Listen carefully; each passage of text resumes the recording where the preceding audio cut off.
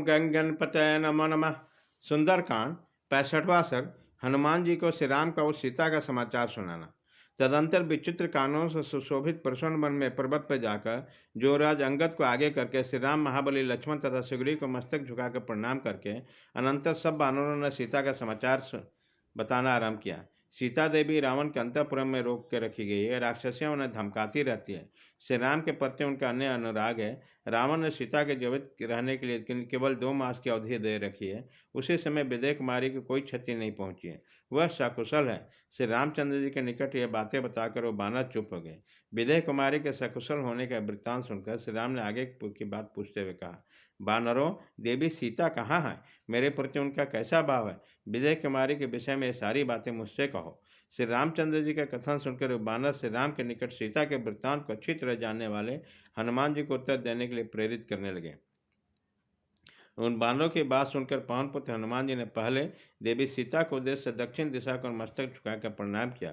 फिर बातचीत की कला को जानने वाले उस बानरवीर ने सीता जी का दर्शन जिस प्रकार हुआ वह सारा वृत्तांत कह सुनाया।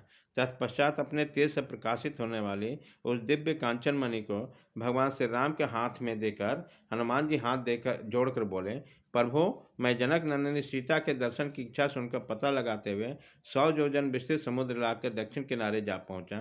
वहीं दुरात्मा रावण की नगरी लंका है और समुद्र के दक्षिण तट पर बसी हुई है।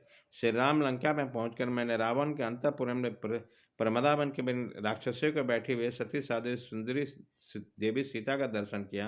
वह सारी अभिलाषाओं को आप में ही केंद्रित करके किसी तरह जीवन धारण कर रही है। विकराल रूप वाली राक्षसियां उन्हें रखवाली करती है और बारंबार उन्हें डांटती फटकारती रहती है। बीरबर, देवी सीता आपके साथ सुख भोगने के लिए योग्य हैं, परंतु इस समय बड़े दुख से दिन बिता रही हैं। उन्हें रावण के अंतःपुर में रोक रखा है और राक्षसियों के पहरे में रहती है। सिर पर एक बेनी धारण किए दुखी हो सदा आपकी चिंता में डूबी रहती है।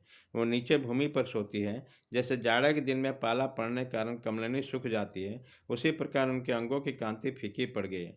रावण से उनका कोई प्रयोजन नहीं है। उन्होंने प्राण त्याग कर देने का निश्चय कर लिया। कुकुस कुलभूषण, उनका मन निरंतर आप में ही लगा रहता है। निष्पाप नरेश, मैंने बड़ा प्रयत्न करके किसी तरह महारानी सीता का पता लगाया और धीरे धीरे इक्ष्वाकुन अंश का कीर्ति का वर्णन करते हुए किसी प्रकार उनके हृदय में अपने प्रति विश्वास उत्पन्न किया।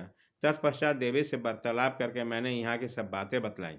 आपको सुग्रीव के साथ मित्रता का समाचार सुनकर उन्हें बड़ा हर्ष हुआ। उनका उच्च कोटि का आचार विचार प्रतिव्रत सुदृढ़ है। वो सदा आप में ही भक्ति रखती है। महाभाग पुरुषोत्तम, इस प्रकार जनक नंदिनी को मैंने अपनी भक्ति से प्रेरित होकर कठोर तपस्या करते देखा है। महामति रघुनंदन, चित्रकूट में आपके पास देवी के समीप रहते कौवे को लेकर जो घटना घटित है उस वृत्तांत को अपने पहचान के रूप में मुझसे कहा था। रघुनंदन, जानकी जी ने आते समय मुझसे कहा, वाई नंदन, तुम यहाँ मेरी जैसी हालत देख चुकी हो, यह सब भगवान श्री राम को बताना और इस मणि को बड़े यत्न सुरक्षित रूप में ले जाकर उनके हाथ में दे देना। ऐसे समय में देना जबकि सुग्रीव भी निकट होकर तुम्हारी कही बातें सुनना है। साथ ही मेरी यह बातें भी उनसे निवेदन करना कि प्रभु आपकी दी हुई कांतिमणि चूड़ामणि मैंने बड़े यज्ञ से सुरक्षित रखे थे। जल से प्रकट हुए इस दीप्तिमान रथ को मैंने आपकी सेवा में लौटाया है। निष्पाप रघुनंदन, संकट के समय मैं उसी प्रकार आनंद मग्न हो जाती थी जैसे आपके दर्शन से आनंदित होती हैं। आपने मेरे ललाट में जो मैनसिल का तिलक लगाया था उनको स्मरण कीजिए। ये बातें जानकी जी भी नहीं कही थी। उन्होंने यह भी कहा, दशरथ नंदन, मैं 1 मास और जीवन धारण करूंगी। इसके बाद राक्षसियों के बस में पड़कर प्राण त्याग दूंगे, किसी तरह जीवित नहीं रह सकूंगे। इस प्रकार दुबले पतले शरीर वाले धर्मपरायण सीता ने मुझसे आपसे कहने के लिए संदेश दिया कि वो रावण के अंतःपुर में कैद है और भय के मारे आंखें फाड़ फाड़ कर इधर उधर देखने वाली हरनी के समान भी वो सत्संग दृष्टि से मत सब और देखा करती है। रघुनंदन, यहाँ वहाँ का जो वृत्तांत है वो सबका सब मैंने आपके सेवा में निवेदन कर दिया। यह और अब इस प्रकार से समुद्र पार करने का प्रयत्न कीजिए। राजकुमार श्री राम लक्ष्मण को कुछ आश्वासन मिल गया। ऐसा जानकर वह पहचान कर श्री रघुनाथ जी को हाथ में देकर वायुपुत्र हनुमान जी ने देवी सीता को कही हुई सारी बातें क्रमशः अपनी वाणी द्वारा पूर्ण रूप से कह सुना। इस प्रकार श्री वाल्मीकि निर्मित आश्रमायण आदि काम के सुंदर कांड में 65वां सर्ग पूरा हुआ।